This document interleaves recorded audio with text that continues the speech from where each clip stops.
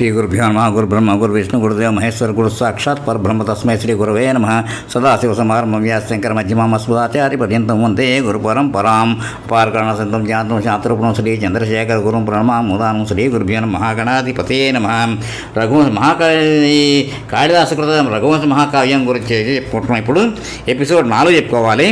Episode 3లో భావం జగమునకు తల్లిదండ్రులై వాక్కు అర్థం ఎలాగను ఒకటి వేరుపడకున్నవో అలాగున అర్ధనారీశ్వర తత్వం చేత ఒకరినొకరు బదలగా ఉండు పార్వతీ పరమేశ్వరును శబ్దము శబ్దార్థము వీని జ్ఞానం సిద్ధించే కొరకు నమస్కరించుతూ ఉన్నాను. 4 చెప్పుకోవాలి. ఇప్పుడు ఏం చేస్తానంటే ముందర శ్లోకం చదువుతాను, తర్వాత పరిచ్ఛేదం చెప్తాను. ఎందుకంటే తర్వాత భావం చెప్తాం. ఎందుకంటే అలా లేకపోతే చాలా మొత్తం సంస్కృతం మొత్తం అంతా ఉంది, చాలాను చూస్తాను. ఒకళ్ళు అందరికీ బాగా ఇష్టంగా ఉందంటే మళ్ళీ నేను అలా చేస్తాను. తర్వాత నుంచి అది చెప్పినట్టయితే జనాలకి అది తెలుసుకుని చేస్తాను. దాన్ని బట్టి ఇప్పుడు 2వ శ్లోకం చదువుకుంటున్నాను. ఇప్పుడు క్వ సూర్యప్రభోంశ క్వ చాల్ప విషయామతి తితీషు దుస్తరం మొహాద్ ఉపేదనాస్మి సాగరం.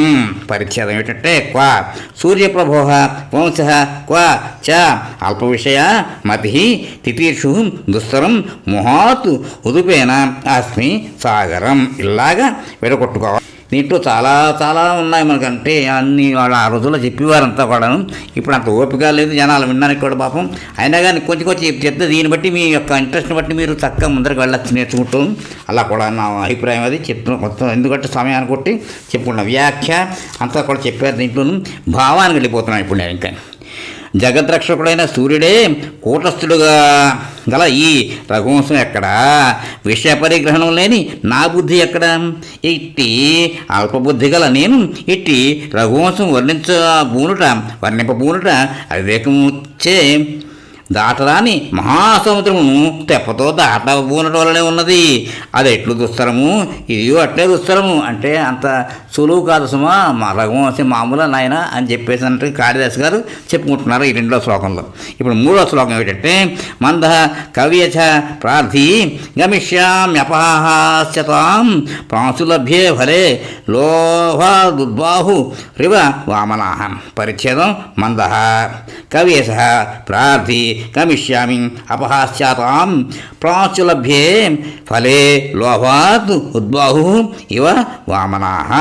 ఇలా చెప్పుకుంటాం. విడగొట్టేస్తే దాన్ని ఏంటంటే పరిచ్ఛేదంలో విడగొట్టుకోవడం అన్నమాట. ఎలాగ ఎక్కడ ఉంటుందని మొత్తం శ్లోకాన్ని అలా ముక్కలుగా అంటే అక్కడ తెలుస్తుందానికి అర్థం అక్కడ వస్తుందన్నమాట. అలాగే వామనాయ వాటే పొట్టివానే వెళ్ళి అభాషితం ఎగతాళి పాత్రం ఒకట గమిష్యామి పొందగలను అలా అంటే అలా చెప్పుకొస్తూ వస్తాడు దానికి అర్థాలు. అలాగే ఇప్పుడు వ్యాఖ్య అన్నీ కూడా ఉన్నాయి దీంట్లో ఏంటంటే సాధారణంగా ఇలాగ ఒక్కదానికి చెప్తున్నారంటే ఇదివరకు వాళ్ళు ఇలా చెప్పేవారు అన్నమాట. ఎలాగంటే దానికి పరిచ్ఛేదం ఏమిటి, దానికి అర్థం ఏమిటి, ఆకాంక్ష ఏమిటి, శబ్దరూప సమాసాలు ఏమిటి, వ్యాఖ్య ఏమిటి, తర్వాత భావం ఏమిటి.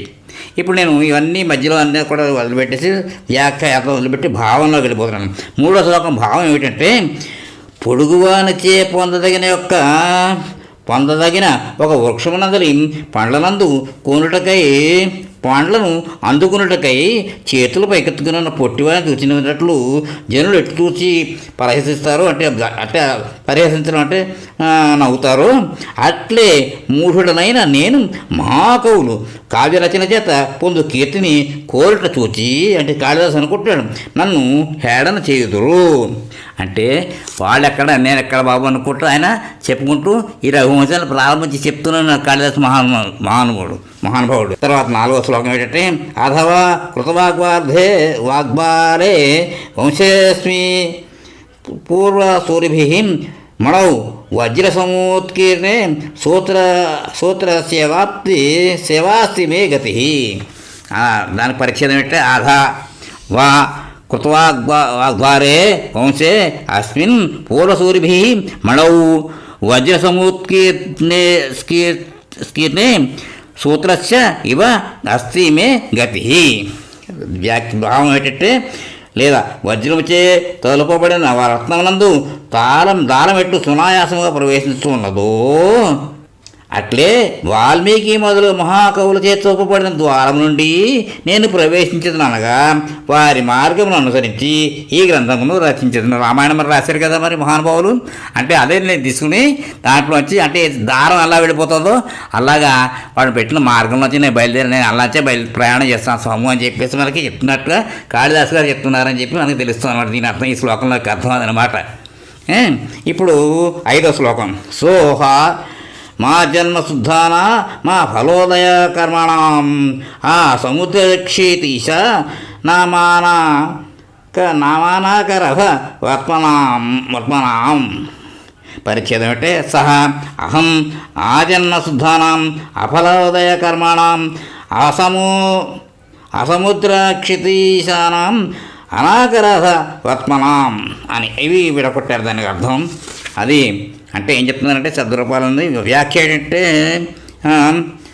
ఏవం రఘువంశే లబ్ధప్రవేశ స్వధర్మాణం ప్రతిజానీతే సోహ మిత్యాదిభి పంచభి కుళగేన సోహం రఘూణామన్వయం వక్ష్య ఇత్యుత్తరత్ర సంబంధ కిం విధానాం రఘూణాం మిత్రత్యోత్తరాణి విశేషాన్ని యోజ్యాని ఆజన్మనః జన్మారభ్యత్యర్థం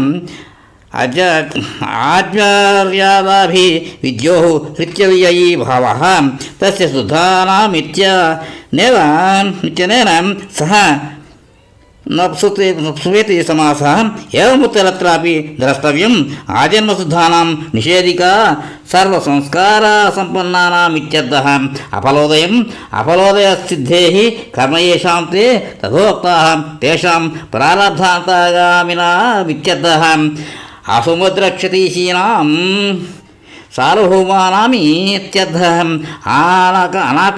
అనాకం రథవత్మ येषां तेषां इंद्र सहकारिणामित्यर्थः अत्र सर्वत्र अजोभि विद्यार्थकत्वं द्रष्टव्यम् अन्यथा మర్యాదాధత్తే జన్మాదిషు శుద్ధ భావ ప్రసంగాత్ అని ఇలాగా నేను వ్యాఖ్య చెప్పారన్నమాట. ఇప్పుడు భావం ఏమిటంటే పైన చెప్పిన స్థితిలో ఉన్న నేను పుట్టుక మొదలు పరిస్థితులను ప్రారంభించిన కార్యము తొదబట్ల చేయవాళ్ళు సముద్రాంత భూమికి అధిపతులను స్వర్గాంతము రథం మీద పోవారును అంటే రఘువంశంలో అన్నమాట. వీళ్ళందరూ కూడా అన్నమాట చెప్తున్నారు. యథావిధి హుతాగ్నీనాం యథా కామార్చితార్థినాం యథా పరాధదండానాం యథా కాల ప్రబోధినాం. భావం ఏమిటంటే